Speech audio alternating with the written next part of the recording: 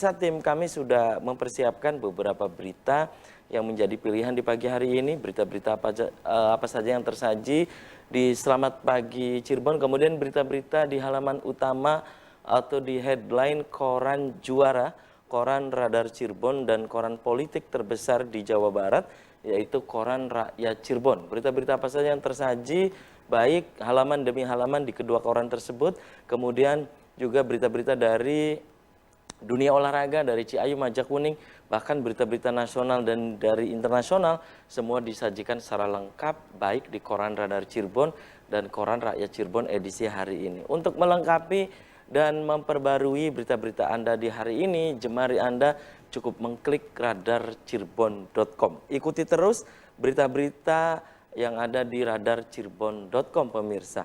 Dan pemirsa, di pagi hari ini yang nanti kita akan diskusikan ini mengenai berita di halaman Kabupaten Cirebon di edisi hari Selasa kemarin di koran Radar Cirebon, pemirsa.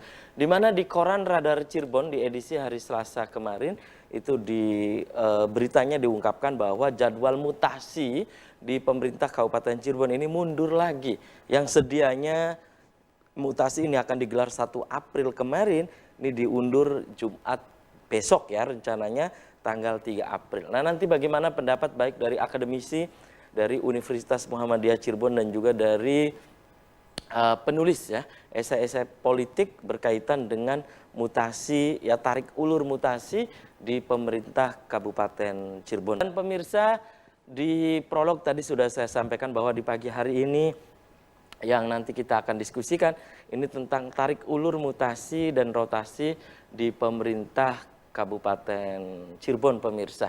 Dan seperti diberitakan di koran Radar Cirebon edisi hari Selasa kemarin bahwa mutasi dan rotasi ini di pemerintah Kabupaten Cirebon sedianya atau sesuai jadwal itu akan digelar pada hari kemarin tanggal 1 April. Namun ini pemirsa, informasi yang dihimpun baik di koran Radar Cirebon dan informasi yang saya terima bahwa mutasi rotasi itu akan digelar besok hari Jumat tanggal 3 April. Nah, nanti bagaimana pendapat dari baik dari akademisi Universitas Muhammadiyah Cirebon dan juga penulis ya esai-esai politik berkaitan dengan tarik ulur mutasi dan rotasi di pemerintah Kabupaten Cirebon. Dan pemirsa, perlu saya informasikan juga bahwa di hari ini Kabupaten Cirebon merayakan hari jadi. Nah, ini apakah mutasi ini merupakan kado dalam tanda petik, pemirsa, untuk hari jadi Kabupaten Cirebon? Untuk mengurai apa yang tadi saya sampaikan, bersama saya di pagi hari ini saya hadirkan di sebelah saya ada Mas Samsudin Kadir, biasa dipanggil dengan Mas Kadir. Assalamualaikum Mas Kadir, apa kabarnya juga? Baik Mas Kadir. Oke, terima kasih Mas Kadir sudah menyempatkan hadir di Selamat Pagi Cirebon. Di sebelah Mas Kadir, pemirsa, ada akademisi dari Universitas Muhammadiyah Cirebon, ada Mbak Uun Maksuna MM. Selamat pagi Mbak Uun. Assalamualaikum. Waalaikumsalam. Apa kabarnya juga Mbak Uun? Kabar baik. Oke, terima kasih juga sudah hadir di Selamat Pagi Cirebon. Dan pemirsa, di sepanjang acara ini saya mengundang Anda, silakan nanti Anda bisa bergabung. Pemirsa bisa di 0231482138. Pemirsa juga bisa untuk memberikan pendapat. Anda juga bisa menanyakan, bisa SMS atau ke nomor WhatsApp. Anda di rumah jangan kemana-mana, kami akan segera kembali sesaat lagi.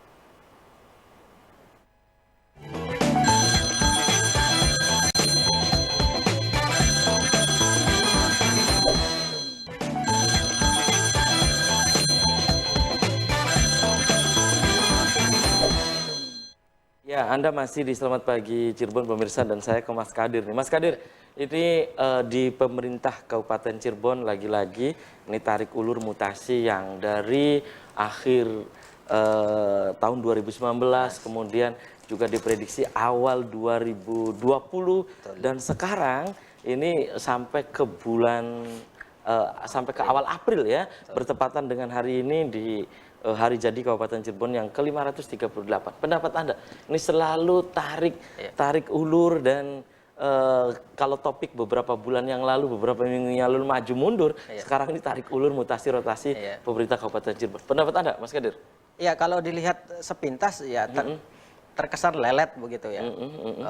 Kita tidak bisa menghukumi siapa yang bersalah, tapi memang ini problemnya banyak tentu saja.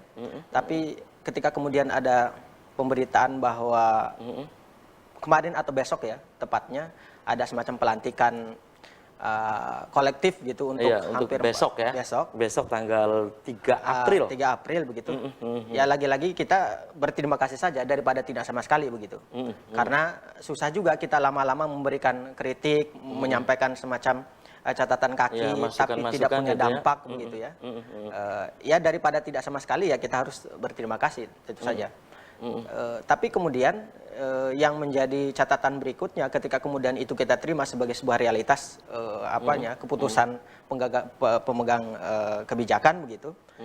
Sekarang masih terkait apa yang disampaikan oleh berita koran hari ini di Radar maupun rakyat begitu soal ulang tahun Kabupaten hari Cirebon. jadi ya.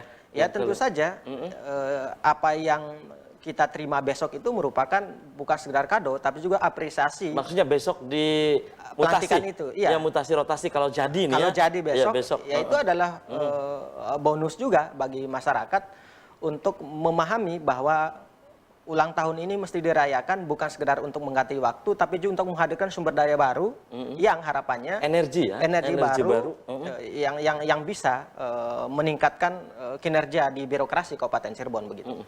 Sehingga kemudian pertanyaan kita selama ini yang kebanyakan SDM lama yang tidak dipindah-pindah, kemudian bahkan ada yang jadwal pensiun sudah selesai masih juga di situ. Ini kan berarti kan nanti menjadi gaji buta begitu.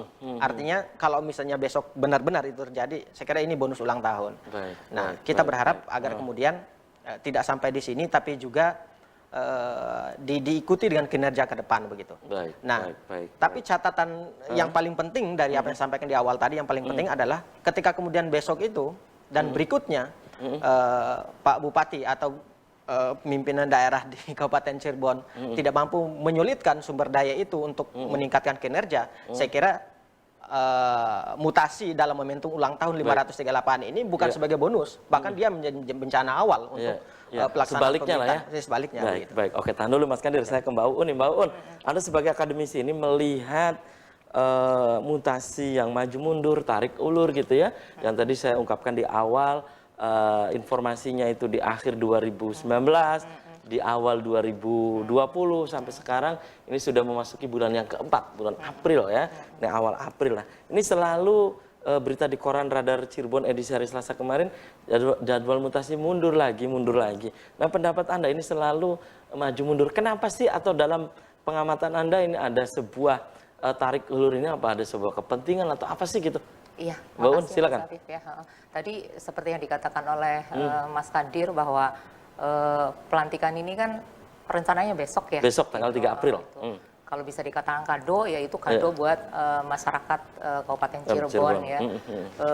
Cuman yang menjadi catatan itu tarik ulur dari bulan Januari sampai ke April. Iya, malah dari kalau kita tarik dari akhir 2019 sampai bulan April tahun 2020 ini lama sekali gitu. Kinerja OPD yang menjabat PLT itu melakukan kebijakan juga kan jadi bingung kan. Mereka harus melakukan apa gitu. Nah, kalau misalkan sekarang realitasnya besok itu akan ada pelantikan, itu memang menurut saya juga merupakan kado buat masyarakat Cirebon gitu. Itu kalau misalkan dikatakan menyesal, toh udah berlalu ya. Jadi ya hadapilah hari ini dan esok yang akan datang.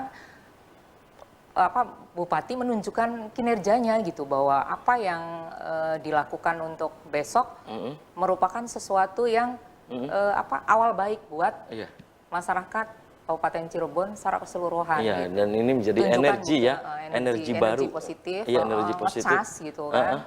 Yang kemarin itu jadikan pelajaran agar maju mundur, tarik ulur gitu. Sudah tidak akan terjadi lagi di masa yang akan datang. Gitu. Oke, dan ada beberapa yang saya temui dan ngobrol langsung nih, Mbak Uun ya, Mas Kadir, bahwa mereka menyebut bahwa informasi yang akan digelar di hari Selasa kemarin gitu ya, kemudian ini mundur lagi, hari Rabu kemarin, kemudian mundur lagi ke ini hari Jumat besok.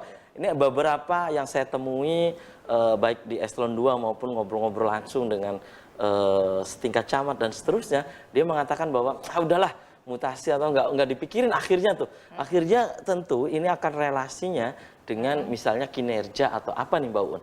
Menurut Nah Anda? itu ini sebetulnya yang bahayanya kan di situ ya menurut saya, karena udah terlalu lama dari awal Januari sampai ke sini gitu. Kinerjanya yang kemarin itu evaluasinya seperti apa gitu, sehingga ketika pelantikan ini maju mundur, ini menjadi bahan evaluasi yang tadi kata Mas Nadir itu bisa menjadi bencana gitu. Kalau misalkan tidak diseriusi, dalam arti ya serius-serius banget gitu. Pemerintahan yang sekarang besok kalau misalkan memang dilakukan mutasi dan rotasi jabatan. Baik. Oke, saya ke Mas Kadir. Hal demikian, menurut Anda, apakah ini hal yang biasa dalam birokrasi di Indonesia gitu, Mas Kadir, bahwa udahlah minggu depan mutasi ditunggu-tunggu, nggak jadi lagi. Akhirnya awal bulan ditunggu-tunggu, nggak jadi lagi informasinya, misalnya besok nggak jadi lagi. Ini dalam birokrasi kita apa hal biasa begitu, Mas Kadir? Ya, sebagaimana yang sudah disampaikan pada talkshow sekitar sebulan yang lalu, bahwa memang pasca reformasi biasanya pasca pilkada itu yang menjadi catatan kaki untuk hampir semua kepala daerah itu adalah tadi pertama misalnya masih adanya semacam intervensi dari penguasa sebelumnya terhadap penguasa baru begitu, sehingga kemudian dia akan melakukan berbagai macam tersandra maksud Anda? Ya, tersandra dengan kepentingan sebelumnya gitu. Apalagi ketika kemudian dia mempengaruhi berbagai lini-lini OPD dan seterusnya begitu. Walaupun mungkin secara birokrasi itu tidak kelihatan begitu, tapi secara politis ya kita bisa baca begitu. Ya, yang kedua tentu saja politik birokrasi dalam hal ini. Terus yang kedua yang paling penting lagi, tentu saja pemimpin yang terpilih ini punya semacam beban psikologis dan beban mental sekaligus terhadap tokoh-tokoh tertentu di birokrasi yang ketika pilkada misalnya punya pengaruh secara basis massa begitu. Nah, dia harus membalas jasa-jasa itu di sini. Enggak mungkin lewat uang. Apalagi mengeluarkan kos ya. Betul. Dan susah kalau lewat uang kan, itu nanti disadap sama KPK habis dia. Tapi kalau secara ini ya minimal kursi lah kira-kira begitu. Nah, kemudian yang ketiga yang jadi Anda melihat bahwa kemungkinan Anda tarik-menarik berkaitan dengan jabatan mata air dan juga air mata begitu. mata, iya. Kemudian yang ketiga, Mas Afi, kalau saya lihat itu mungkin ini pengalaman kepimpinan mungkin ya. Kita tahu Pak Imron ini tidak punya pengalaman di jabatan politis begitu. Pure birokrat gitu. Sehingga kemudian ketika mendapatkan jabatan politis tentu tarikan maneknya sangat kuat begitu. Dibenturkan dengan kemampuan profesional beliau gitu. Dan tentu ini membutuhkan kemampuan untuk mencari titik temu antara profesionalisme dan kepentingan politis gitu. Nah, itu ya yang mungkin terjadi tarik menarik begitu. Di situ ya. Dan saya kira yang terjadi semacam ini bukan terjadi di Cirebon saja, di hampir semua pasca pilkada biasanya begitu. Tapi kita bersyukur ketika kemudian besok betul-betul terjadi, ini justru jadi batu loncatan sebetulnya bagi Pak Imron untuk membuktikan bahwa beliau mampu melakukan semacam kemampuan mengkonsolidasikan birokrasi pemerintahan Kabupaten Cirebon di masa yang akan datang. Baik. Saya kembali ke Mbak Un. Mbak Un, hal ini kan berkaitan dengan trust ya, bahwa mungkin kalau ada informasi yang beredar bahwa di minggu depan atau di besok adalah mutasi, ini persoalannya adalah berlarut-larut demikian gitu. Jadi yang saya temui pejabat-pejabat itu mengatakan bahwa udahlah mutasi atau tidak. Jadi mereka sudah kadang udah gitu tuh. Nah, pendapat Anda Mbak Un ini berkaitan dengan trust. Ini di samping mempengaruhi kinerja yang tadi menurut Anda, juga ini kan anggaran juga Mbak Un. Pastinya. Iya, pastinya. Jadi kalau misalkan ada obrol-obrolan seperti itu di kalangan yang tadi Mas Afif katakan, itu kalau boleh saya katakan memang trust-nya itu sudah melemah banget gitu atau rendah gitu ya. Nah, hal seperti ini kan sebetulnya sangat bahaya karena tadi kalau dikatakan oleh Mas Nadir yang dikhawatirkan ya itu adalah Pak Imron ini tersandera oleh kepentingan sebelumnya gitu. Nah, menurut saya momen yang seperti ini tunjukkan gitu kalau misalkan memang beliau tidak tersandera adalah menunjukkan sesuatu yang langkah besok gitu. Secara tidak langsung berarti Mbak Un menyebut ini ada tersandra gitu. Iya begitu. Dikatakan seperti itu. Itu ya. Jadi ini harusnya momentum untuk menunjukkan Mbak Un. Iya. Momentum untuk menunjukkan langkah-langkah yang besok kalau misalkan memang diambil terus terrealisasi perbincangan yang tadi dikatakan oleh Mas Safi itu bisa paling tidak mereda lah dengan menunjukkan sesuatu yang realistis itu, karena kan sebetulnya masyarakat itu klasik ya, selalu menagih janji pemimpin ketika melakukan kampanye gitu. Oke, itu ya. Baik, oke, tahan dulu nih Mbak Uun dan Mas Kadir, sudah ada beberapa SMS yang masuk. Dan pemirsa, selamat pagi Cirebon akan segera kembali usai pariwara berikut ini.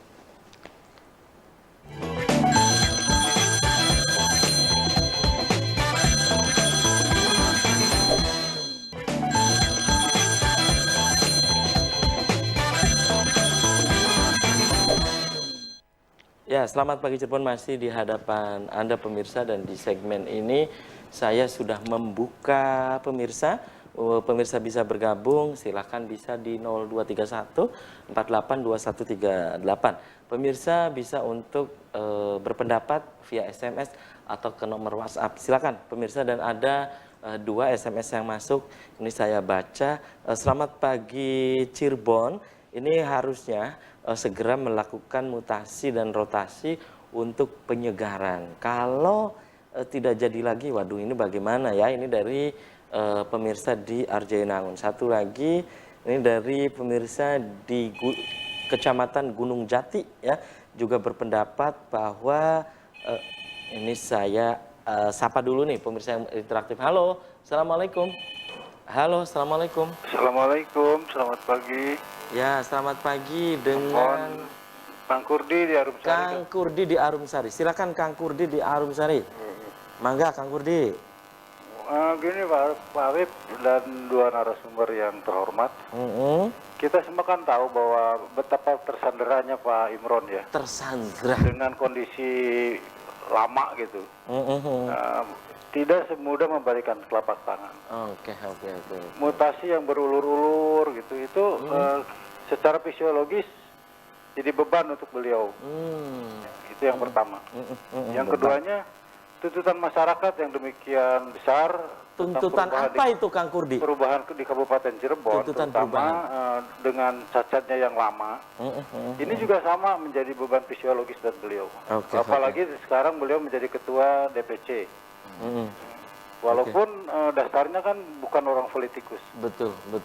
Yang jadi masalah di Kabupaten Cirebon apa sekarang, kalau mutasi dilaksanakan dengan cara online seperti direncanakan, video conference gitu video ya. conference dan tek-tek bengek segala macam Iya, itu, oke. mestinya kita masyarakat, khususnya kalau saya lah pribadi gitu, sabar dulu lah gitu. Karena walaupun ada mutasi, segala tek-tek bengek masyarakat birokrasi ini tidak akan berubah. Jadi tidak akan berubah karena Kang Kurdi, menurut Kang Kurdi tahan dulu gitu. sabar aja dulu gitu. Corona selesai baru. Oh, corona. Sehingga pembenahannya betul-betul gitu. Baik, Bang. Karena dipaksakan sekarang juga akan repot, Pak. Jangan dipaksakan besok, maksudnya kalau besok Akan jadi. sangat repot karena belum tentu apa yang dipilih sekarang, apa yang dimutasikan sekarang bisa bekerja. Baik. Kalau lagi kondisinya begini kok. Baik. Gitu aja dulu. Oke, terima kasih. Cuman sayang gini Pak Apip ya, punten nih. Lain kali kalau acara Selamat Pagi Cirebon ini dari tahunan nih saya lihat ini. Narasumbernya tuh kenapa sih tidak ada yang satu bagian umpamanya sedang membahas mutasi nih. Adalah dari BPM, dari Iya, dari gitu ini loh. BKD atau apa ya? Iya gitu. Baik. Pak Apip ini. Terima kasih. Saran buat RCTP nih. Baik, terima kasih. Yuk, Terima kasih. Assalamualaikum. Waalaikumsalam warahmatullahi wabarakatuh. Ya, dan ini saya baca berikutnya tadi dari Gunung Jati. Selamat pagi Cirebon. Mutasi dan rotasi harus mencerminkan aspek keahlian, kemampuan, bukan hanya faktor kedekatan dan yang lain. Nah, itu dari 2 SMS yang masuk, dan tadi dari Kang Kurdi, tersandra dan juga beban psikologis. Ini berkaitan dengan tuntutan, kemudian tentang saat ini juga beban psikologisnya itu, misalnya masyarakat Kabupaten Cirebon menginginkan perubahan dan seterusnya. Dan salah satunya adalah saat ini sedang lagi rame juga penanganan COVID-19. Nah, kembali saya ke Mbak Uun ya, sebelum ke Mas Kadir. Mbak Uun, jika besok tidak jadi lagi mutasi ataupun rotasi, tadi Kang Kurdi menginginkan udahlah tunda aja dulu gitu ya, jangan dipaksakan. Menurut Anda kalau besok nggak jadi, analisanya seperti apa? Ya sebetulnya kalau menurut saya jadi serba salah ya. Artinya Serba salah. Maju kena, mundur kena. Iya, maju kena, mundur kena. Karena kan masyarakat udah terlalu lama menunggu ya. Itu tarik ulur, maju mundur untuk mutasi dan rotasi jabatan ini. Apa yang dikhawatirkan sebetulnya selain tersandera itu momen adanya COVID-19 ini menjadi apa? Menjadi alibi buat alasan gitu ya. Buat Pak Imron untuk kalau misalkan disegerakan karena tuntutannya sudah sudah kencang banget gitu. Tapi kalau misalkan tidak juga kan blunder gitu. Karena kalau misalkan tidak disegerakan toh kinerja pemerintah daerah juga kan nggak bisa jalan juga karena situasinya seperti ini gitu. Jadi maju kena, mundur kena gitu. Tapi apapun apresiasi dari masyarakat kan tadi dikatakan bahwa kalau misalkan dilakukan mutasi besok gitu, itu sepertinya tidak ada gunanya gitu ya, karena tidak ada gunanya dalam analisa Mbak Uun karena memang ini publik lebih ke arah maksudnya tidak memperhatikan mutasi karena semua tersedot energinya ke COVID-19. Iya, alibinya seperti itu gitu. Terus setelah dan dengan keadaan sekarang kan toh setelah mutasi juga masih jeda waktunya itu kan masih cukup panjang gitu. Dalam artian paling tidak sampai COVID ini kan sampai April, ada yang mengatakan pertengahan Mei gitu ya. Nah itu yaitu dianggap sebagai seremonial omong kosong gitu. Tapi karena tadi balik lagi karena Pak Imron itu kan tersandera dalam tanda kutip, itu jadi serba salah mungkin ya ini ya. Oke, Mas Kadir, pendapat Anda kalau besok nggak jadi, ini gimana ini?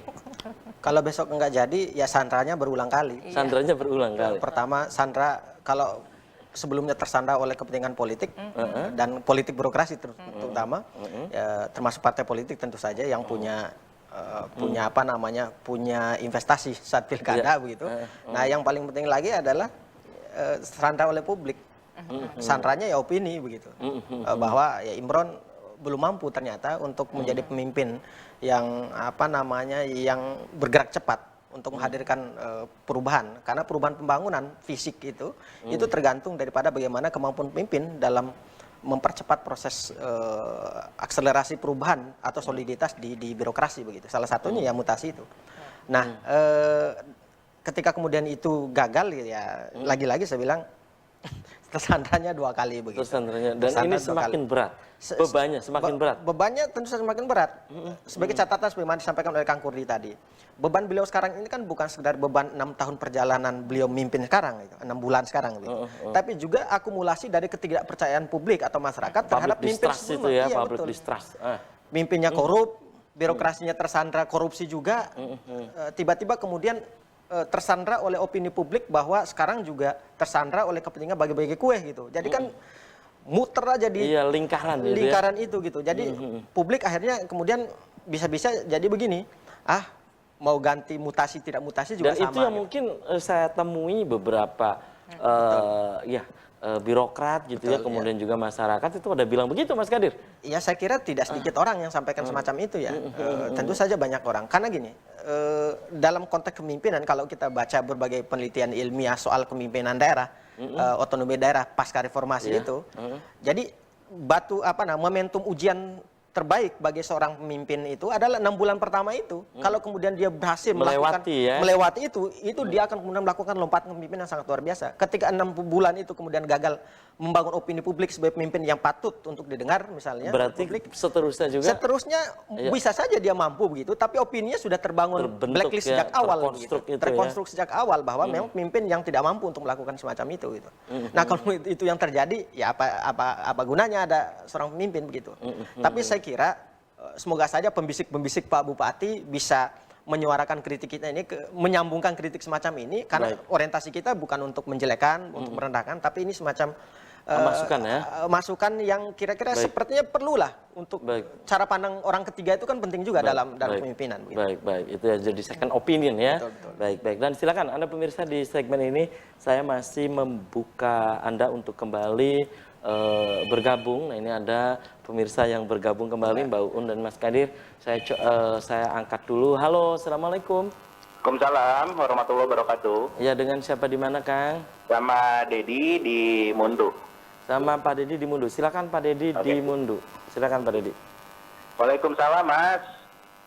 Ya, Selamat pagi buat RCTV juga buat narasumber. ya silakan Pak Dedi di Mundu. Pak, begini, menurut saya gitu, tarik ulur mutasi pemerintah Kabupaten Cirebon. Sebaiknya sih begini kan, pada saat kampanye dulu wakil gubernur, bupati dan wakil bupati ini mempunyai apa namanya tuh sistem yang akan dia tuju di 5 tahun mendatang. Pada saat dia sudah memenangkan apa namanya tuh kontestasi pemilihan. Nah, menurut saya tidak perlu adanya, walaupun mohon maaf sekali lagi Pak Bupati kemarin ini tersandera dengan kasus gitu tuh. Maksud saya tinggal menjalankan saja gitu tuh, tinggal menjalankan saja karena wakil bupati dan sekarang yang menjadi bupati dia sudah mempunyai hak prerogatif untuk menunjuk si A, si B, si C. Nah, masyarakat kami di bawah sebenarnya mau dimutasi mau nggak dimutasi, pertanyaannya apakah dimutasi menunjukkan kinerja yang baik, tidak dimutasi pun apakah sekarang menunjukkan kinerja yang baik? Bagaimana terhadap penanganan COVID-19 sekarang ini? Jadi saya pikir ini seperti dagelan kalau menurut saya. Terima kasih. Assalamualaikum. Terima kasih. Waalaikumsalam warahmatullahi wabarakatuh Pak Dedi di Mundu ya. Dan pemirsa, selamat pagi Cirebon akan segera kembali usai pariwara berikutnya.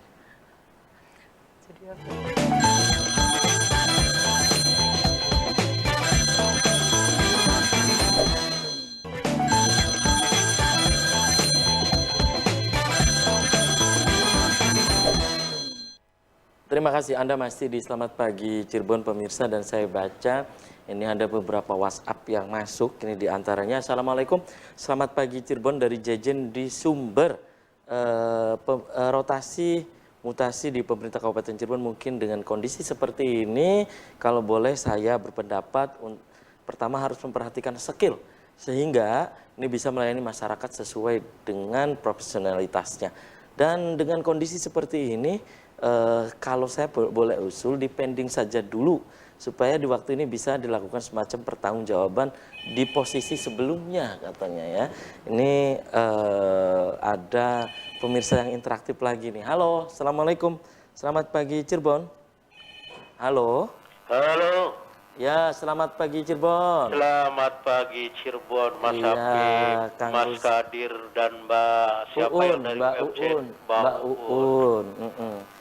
Mangga, Kang. Iya, dari Kang Rusli. Kang Rusli di mana Kang Rusli? Iya, masih di Jalan Saleh. Di Jalan Saleh, Kota Cirebon. Iya. Saya kira lagi di Kepetakan, Kang Rusli. Iya, kemarin di Kapetakan lihat sawah, Mas Apip. Iya, silakan Kang Rusli. Jadi kalau menurut saya begini ya, masalah mutasi ini kan kita tahulah kabupaten ini kan tidak ada yang menonjol ya. Orang-orangnya dalam kepemimpinan nih. Iya, siapa yang menonjol? Tidak ada. Siapa yang menjadi teladan? Yang dekat dengan masyarakat? Tidak ada. Jadi begini, kalau mutasi ya mutasi saja lah, toh orangnya itu saja. Iya toh? Tidak ada yang bisa dibanggakan. Misalnya kayak saya di bidang perikanan dan peternakan juga di pertanian. Toh tidak ada yang menghiraukan. Kerja sendiri, biaya sendiri kan. Iya. Kemarin kena bencana banjir tidak ada bantuan. Kekeringan tidak ada kecuali dari ibu-ibu Aisyah. Iya toh. Siapa? Nggak ada kan selama ini. Iya, Kang Rusli. Jadi kalau menurut saya ini ya jangan dianggap serius lah Mas Kadir, Mbak Uun.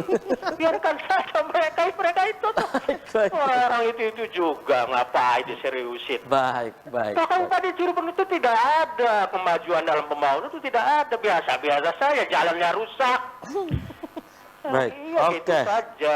Oke, Kang Rusli. Kemudian juga bidang kesehatan dan juga kesejahteraan juga belum mampu. Kita itu masih termiskin kan, nomor berapa? Korupsinya juga tinggi. Nah, itu saja dia ya santai-santai saja yang mau apa tadi itu ya silakan saja. Kita masyarakat sih kerja sendiri saja lah biasa. Baik, Kang Rusli. Itu saja Mas Apip, Mas Kadir, Mbak Uun, terima kasih. Assalamualaikum. Waalaikumsalam warahmatullahi wabarakatuh. Ini ke Mas Kadir nih, dari beberapa WhatsApp, SMS juga yang saya baca, pemirsa yang interaktif langsung. Iya. Anda menyikapinya seperti apa? Ya ini sebetulnya akumulasi ketidakpercayaan publik terhadap apa yang berjalan selama 6 bulan ini dari kepemimpinan Pak Imron begitu. Saya tentu bukan kemudian mengamini semua begitu ya, tapi ya begitulah suara masyarakat. Jadi ketika kemudian kita bersuara lancang di sini, sebetulnya lebih lancang di luar sana gitu. Dan kalau dia dengar itu bukan saja panas telinga, tapi juga bisa melukai hati begitu. Tapi kan kritik itu kan bagian dari upaya untuk mengevaluasi kinerja selama ini, kemampuan dan sekaligus kapasitas kepemimpinan gitu. Ketika kemudian terus begini, lalu apa gunanya pilkada dalam melakukan proses seleksi terhadap kualitas kepemimpinan gitu. Nah, karena itu bagi saya mau besok mutasi atau tidak sebetulnya betul saya sepakat itu bahwa sebetulnya Dengan tidak beberapa berpengaruh. tadi pemirsa ya. Ya begitu. Karena memang nama-nama yang dirancang juga untuk dimasuk menjadi drafting sebagai orang baru yang konon ke dinas-dinas tertentu juga orang-orang yang tidak jauh dari apa yang sudah kita kenal selama ini begitu. Kita sudah bisa membaca memfirasati bagaimana kinerja mereka ke depan gitu. Karena itu bagi saya sebetulnya bukan masalah SDM di dinas-dinas tertentu saja yang kemudian perlu melakukan semacam lompatan kinerja. Gitu.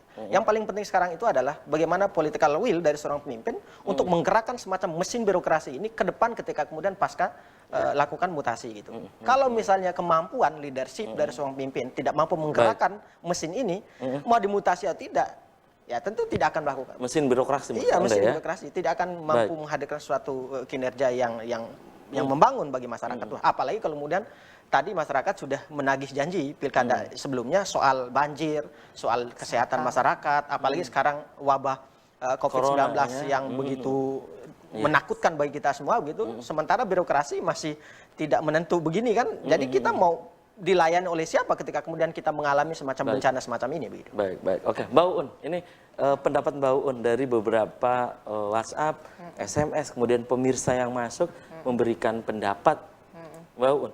Iya, jadi kalau menurut saya itu kesimpulan dari apa yang sudah tadi dari awal ya dari kita awal perbincangkan dari di pagi hari sama ini. dari telepon interaktif tadi itu sangat miris ya, artinya mewakili masyarakat secara keseluruhan di Kabupaten Cirebon bahwa kepemimpinan yang saat ini dan sebelumnya bahkan itu ya masa bodoh gitu, tidak ada sesuatu yang bisa dibanggakan gitu, ada masalah kesehatan abai, masalah pertanian abai, infrastruktur jalan, semuanya infrastruktur jalan makin parah sekarang gitu kan, dan itu catatan seperti itu atau opini dari masyarakat sebetulnya udah sangat di titik nadir ya, sehingga kalau misalkan dari perbincangan hari ini, apakah mutasi yang dilakukan besok, lusa, atau yang akan datang udah memang gua pikirin gitu kan, nggak ada perubahannya Kabupaten Cirebon sejak dulu hingga detik ini gitu. Kalau mau dibuktikan, pembuktiannya apa atau belum ada buktinya. Ya, intinya gitu masyarakat kan. sih begitu ya. Masyarakat itu skeptis banget ternyata skeptis, gitu ya. Jadi nggak usah serius-serius amat lah gitu. Dan kan, malah tadi ada kan. yang tadi pesimis banget gitu ya. Pesimisnya itu parah sekali gitu ya opini dari masyarakat. Kalau Mbak Un harapannya kalau toh besok jadi, nah ini kan nama-nama list nama itu kan mungkin sudah dikantongi nih oleh sang penentu kebijakan. Apa harapannya dari Mbak Un? Iya, jadi kalau menurut saya apapun opini masyarakat gitu, tetap aja kita tetap menginginkan membangun optimisme ya. Artinya begini, tadi seperti yang dikatakan oleh Mas Kadir gitu bahwa kebijakan yang diambil oleh Pak Imron itu selaku bupati atau pemimpin di Kabupaten Cirebon,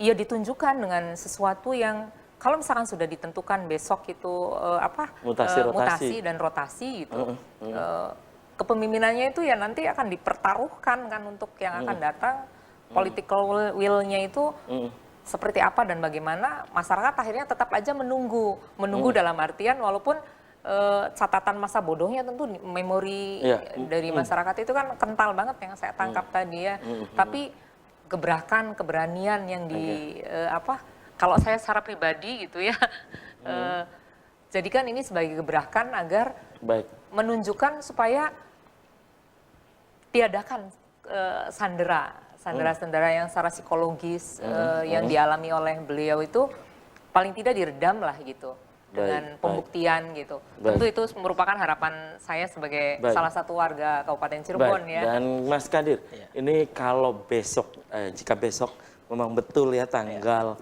3 April besok ini jadi mutasi, harapan Anda tetap menjunjung tinggi merit system, aspek profesionalitas atau apa? Atau Anda pesimis juga ini besok? Tentu kita dalam kondisi apapun selalu harus menabung optimisme. Karena mana tahu besok dan lusa selalu ada semacam ilham kebijakan terhadap sang pemimpin begitu. Dan saya yakin bisa lah ketika kemudian suara bising semacam ini didengar, saya kira beliau mampu mengambil itu. Apalagi semacam kalau mutasi ini kan sebetulnya kalau kita lihat sepintas ini diskresi seorang bupati dalam menentukan itu, karena dia sebagai pemimpin lokal yang menentukan segalanya di pemerintahan gitu. Jadi ketika kemudian masih ragu, ya lupakan saja, ditiadakan. Kemudian ketika masih desandra, sisihkan dan ngambil tindakan langkah berani begitu. Dan ini sebetulnya kualitasnya di hari ini harusnya dia perlihatkan ya. Kalau misalnya besok melakukan tindakan berani semacam itu bukan saja partai politik yang akan mendukung dia ketika nanti pilkada serentak nasional tahun 2024, bahkan masyarakat akan memilih. Kenapa? Karena dia melakukan semacam lompatan di awal, melakukan semacam opini yang positif bagi masyarakat. Baik. Dan sayang sekali nih Mas Kadir, Mbak Uun, usai sudah kebersamaan di Selamat Pagi Cirebon edisi hari ini ya. Nanti kita bisa dilanjut Mbak Uun, Mas Kadir, dan waktu lain kesempatan tentu dengan tema yang berbeda. Sebelum saya tutup, saya ke Mbak Uun dulu di closing statement. Silakan, pesannya apa Mbak Uun? Singkat saja. Makasih Mas Afif. Ya, saya sangat berharap nanti besok pas kalau memang betul-betul ada mutasi atau rotasi di Kabupaten Cirebon, mudah-mudahan ini merupakan gebrakan, keberanian yang dilakukan oleh pemerintahan yang saat ini berlangsung. Oke, silakan Mas Kadir. Iya. Di closing statement. Saya sederhana saja. Ada sebuah ungkapan yang sangat bijak. If you will eat, it is not dream. Jadi apabila menginginkan sesuatu, maka percayalah itu bukan sedang mimpi. Kalau Pak Imron memahami falsafah ini, ketika menginginkan sesuatu, lakukan itu, percayalah itu bukan sedang mimpi. Jangan takut dengan iming-iming samping kiri kanan. Maka dia akan menjadi leader yang sejati gitu. Dan saya kira bisa. Baik. Oke, terima kasih Mas Kadir. Mbak Uun sudah menyempatkan hadir di Selamat Pagi Cirebon.